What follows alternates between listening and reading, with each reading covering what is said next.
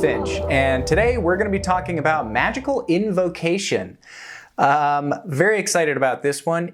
Invocation is a topic that's not really talked about too much, at least in the current circles of modern magicians that I've seen.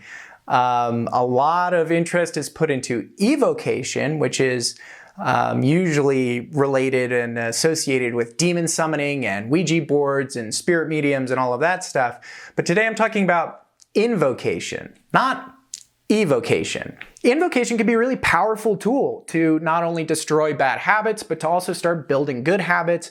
It can be used to balance parts of our personality that we're lacking in. If I'm feeling shy or not courageous, then maybe I want to call upon Jason from Jason and the Argonauts, or a character that really embodies strength to me, like Geralt. I can invoke Geralt to give me courage in the face of danger. You know, these are archetypes and characters that have personality traits that maybe I don't.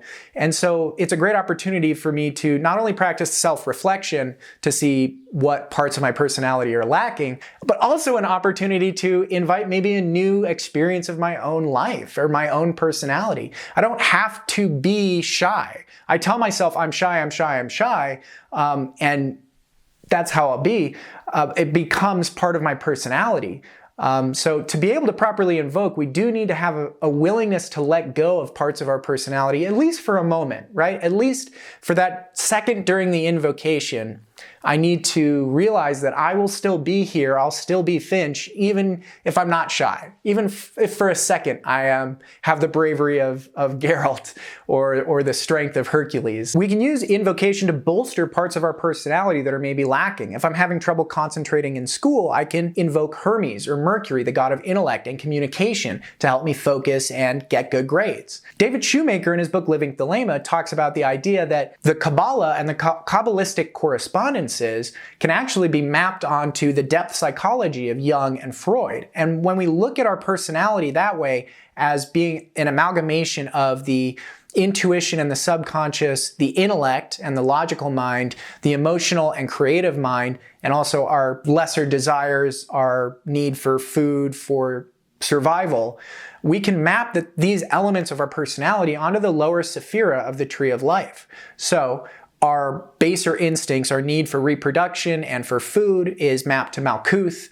Our creative, passionate, emotional drive is mapped to the fiery world of Netzach. Our calculating, logical, and thinking side, the intellect, is mapped to Hod. And the subconscious, the intuitive, and the spiritual is mapped to Yesod. So we can use these correspondences to help us understand better which spirits or entities we need to be invoking. If we watch our day-to-day life and we notice that we're too often overrun by our passions and that we lack the ability to stop and focus, we may want to invoke a deity associated with the Sephira of Hod. If we're lacking intuition and we want to get more connected with our spiritual path, then we want to be looking into spirits associated with Yesod. Now, if you don't know much about magical correspondences, that's okay. I will be doing a video later on the Tree of Life. So if this doesn't make sense to you now, don't worry. You don't need to know this stuff yet. Just know that if you are able to observe your day-to-day life, take note of things that you're not completely happy with in your own behaviors and actions. These are a great place to start when we're thinking about what to invoke, who to invoke, and why we should be invoking. I highly recommend keeping a journal, and at the end of the day, writing down the things that you did that you feel you could have done better, or the things that you wish you had done differently. These are going to give a great indication of what personality defects you're experiencing. If you understand some concepts of elemental magic, like the suits of the tarot, or if you have a way of breaking the world apart into elements, then I would also try to categorize these different defects of character into either a suit of the tarot, an element, or a sphere on the Tree of Life, whichever one of these things resonates and makes more sense with you. Remember that there's no right correspondence. The right correspondence is what makes sense to you.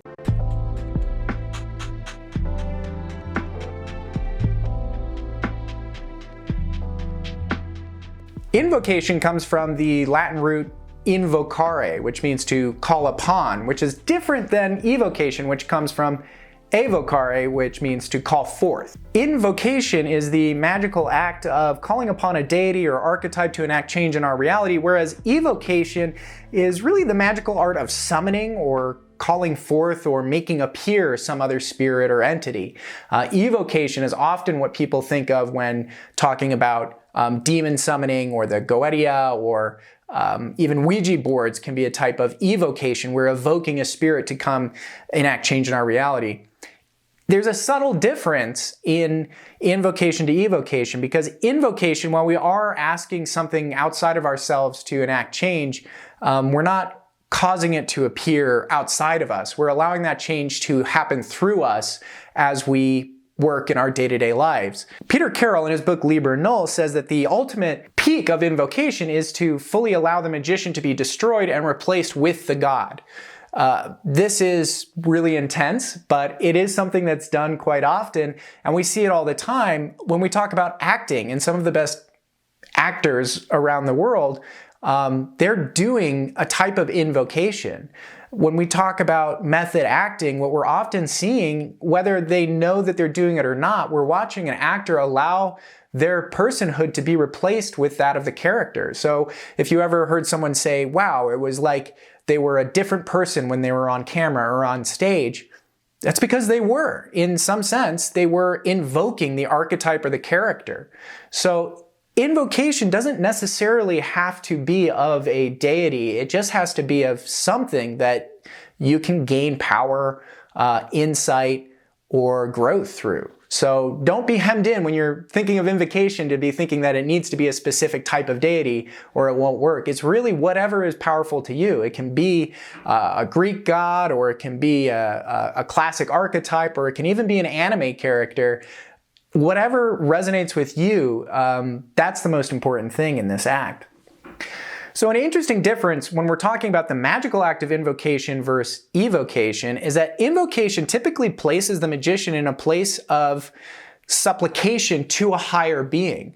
When we're invoking in a magical ritual or ceremony, we're usually calling upon something greater or bigger than ourselves and asking for their favor. Whereas evocation, typically the magician is the one in charge of the evocation. We're commanding a lesser entity to come forth. So when we get later down in this series and start putting all of these elements of a ritual together, we'll see that invocation is a really important step in evocation. First, we invoke the name of a high archetype, and in the name of that power, we then command a spirit or a lower entity, which is the evocation, which places the magician as kind of a conduit of the higher forces commanding the lower forces. And those lower forces can be as simple as, moving a pencil across a desk. The material realm is a force that we want to affect change in, right? So in a sense, our bodies are already a channel from our minds to the physical realm. When I think, oh, I need to grab that pencil from across the desk, the thought comes first, it precedes my action. My body then becomes a channel for that thought to enact will across the material plane and move actual matter over to my face or my pen, my paper, or whatever it needs to be. So that is the principle of invocation. We're just doing it on a higher level, and we're asking not for our conscious mind to use our body, but we're asking for a higher entity or deity or a set of beliefs to come in, inhabit our body, and enact change in our world. I think invocation is an art that maybe drama kids or actors are going to be very comfortable with doing. It's something that is part of acting and is a requirement of being able to act, is being able to put aside ourself, leave the rest of the world out of the moment, and step into the role and the place. So if you have an inclination towards drama, towards acting, or even if you don't but have a willingness to try, I think you'll find that invocation can not only be really powerful, but also really fun. And it doesn't have to be like a serious ritual, at least not the way that we're dealing with it right now. We can use it in serious ritual in the future. So if you are interested in becoming a ceremonial magician or a very powerful ritualist, you're going to have to learn this art, but it doesn't have to always be in the context of magical ceremony. We can make it as simply as throughout our day, reminding ourselves to try and embody some of these traits. If you have done any experiments with acting, I'm sure you'll know that there is a definitive glow that we take when we start embodying a role. If you've done a long play, there's this afterglow of the character that kind of comes with us sometimes. And this can actually be a negative thing. A lot of people, if they're playing a hard role, sometimes have trouble leaving that role on the stage. And that's because of just the natural power of invocation. It comes with us. So, a word of warning about invocation before we get too deep in it. I'm not going to cover banishing rituals. I think if you're interested in magic to the degree that you're sticking through this whole video, then you will definitely need to learn a banishing ritual. But there's plenty of great resources available. I suggest the lesser banishing ritual of the pentagram. This is a starting place for most ceremonial magicians, and I think it is a practice that you'll take with you for the rest of your life. So I'll put some links in the description for good resources on learning that. Always banish, but you shouldn't be in any danger of going mad as long as you're choosing your archetypes that you're invoking well. Always choose archetypes that are positive and have the positive traits that you want to embody. There is a danger when we do this that we choose to invoke a character or a deity that is not worth invoking. You know, don't invoke someone you wouldn't give the keys to your house to. We've seen some very tragic effects of this. Like I said, acting is a form of invocation, and I don't think that there's a small coincidence when we look at cases like Heath Ledger or Philip Seymour Hoffman, or actors that fully embodied their roles, also struggling with the darkness of some of the roles that they embodied. I think that we are inviting madness into our worlds if we're invoking less than admirable characters. So that's why I typically tend to stick to a pantheon of gods that are well-tested, well-tried, and known to be positive archetypal ideas and concepts. I would stay away from characters that are maybe dark, unless you really feel that you're capable of handling it and that you're willing to take on the afterglow of what you could be inviting into yourself. So do be careful. That is my warning. I'm not your parent, and I'm not going to tell you not to do this. There really is no rules on this. So go out and experiment it with yourself, but do be aware that it's real and you can get messed up. So just be careful. That's all I'm saying.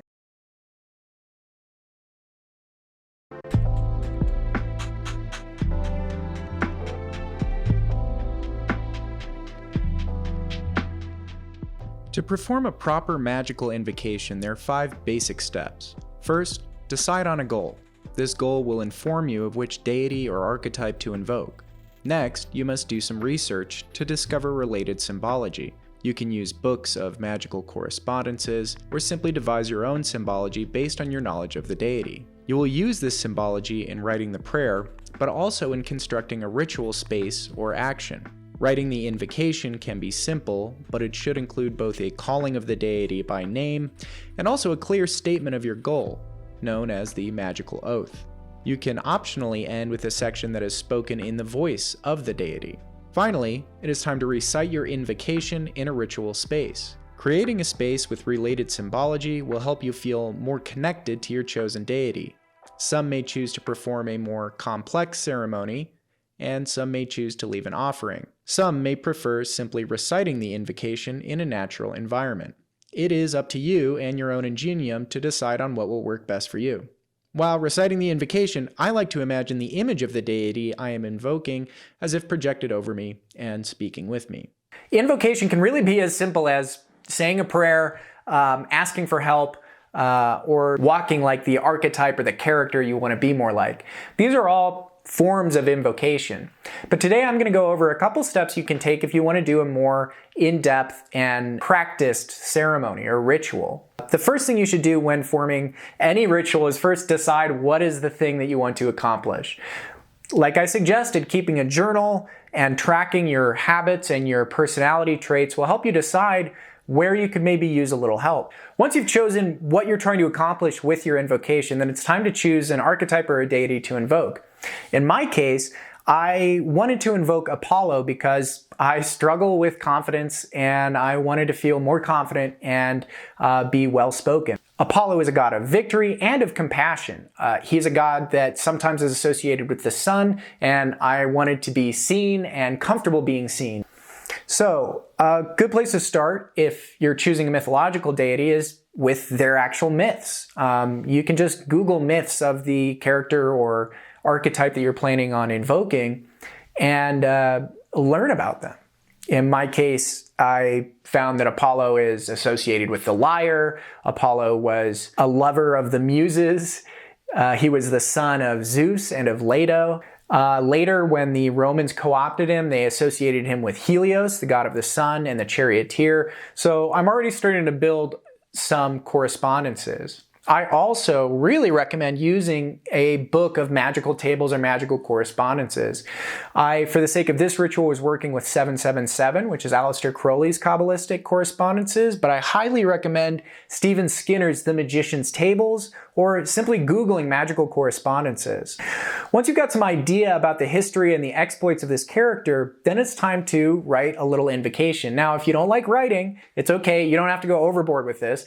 You can just simply sketch out a brief outline of what you're going to say when you perform this invocation. I really, really recommend this step rather than just going in cold. It's going to help to keep track of what needs to happen during the invocation ritual. It's very easy when we're in a ceremonial setting or when we're in our meditative stance to totally go blank and forget what the heck we were even supposed to say. So the main outline that you should cover is first, the deity that you wish to invoke, calling out to them. Second, I like to list the traits or exploits of this deity that make them a good choice for what I'm trying to accomplish. And then the third part is the trait that you want to embody from them and the goal that you wish to accomplish. This can just simply be as like, give me confidence, or very specific, like on my algorithms and data structures test, help me get an A or higher. You know, you can be as specific as you want in this, and you're only limited by your own belief of what can be affected by this ritual. The next step is to create your ritual space. If you've chosen a god that's associated with the water, you may want to perform this on a beach or a boat or a river or by some water. Being out in nature can really help. But you don't have to. It can be as simple as lighting a candle with a color that corresponds to the deity that you've chosen. It can be as extravagant as wearing a costume and holding props that will help you feel fully embodied as the character, or it can be as simple as a meditation in front of a symbol that represents the deity. But I highly recommend having at least some physical elements in your space to help you construct your ritual. So in the case of Apollo, I've chosen to have a yellow robe and to be burning frankincense as an offering to the god. This is a classic correspondence and one that I find really helps me get into the space of performing the ritual.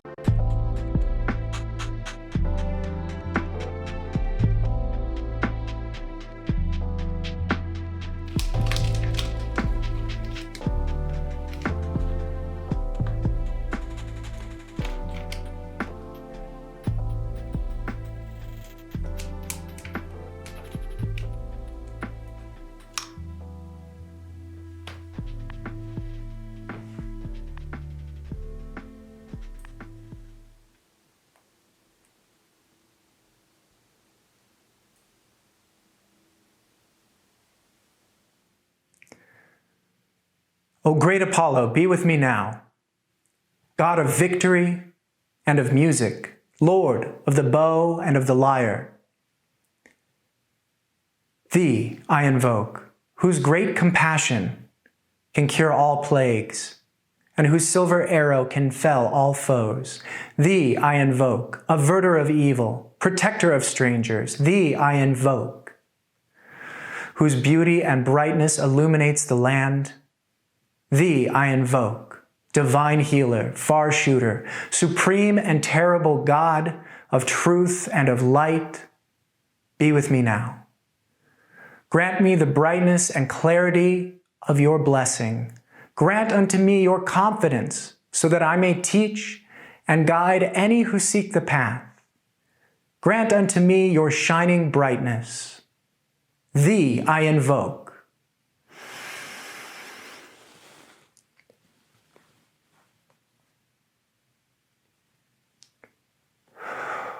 I am born.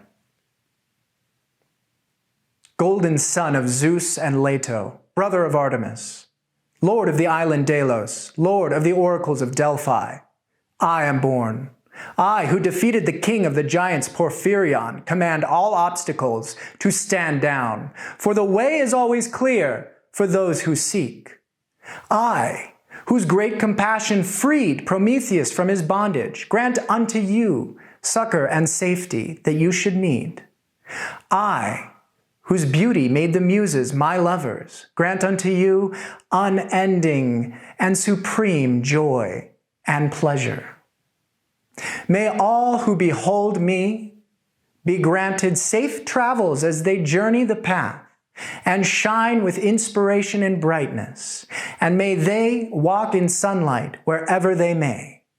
Atah Gibor Leolam Adonai. And it's as simple as that. So remember to have fun with it. Don't take it too seriously.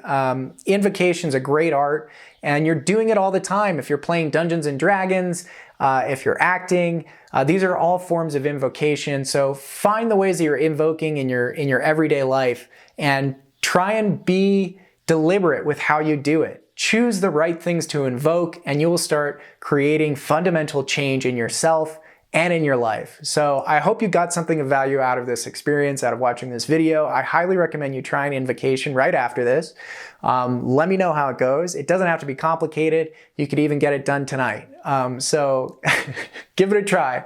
Let me know in the comments. Please like and subscribe. It really helps. I'm going to keep going. Next video, I believe we're going to be doing dark mirror scrying, either that or Sapphiric correspondences. So very exciting stuff. I can't wait to cover some more topics. If you've got some topics you want me to talk about, please let me know in the comments. I've been Finch. You guys have been great. I will catch you on the road to happy destiny. See y'all later.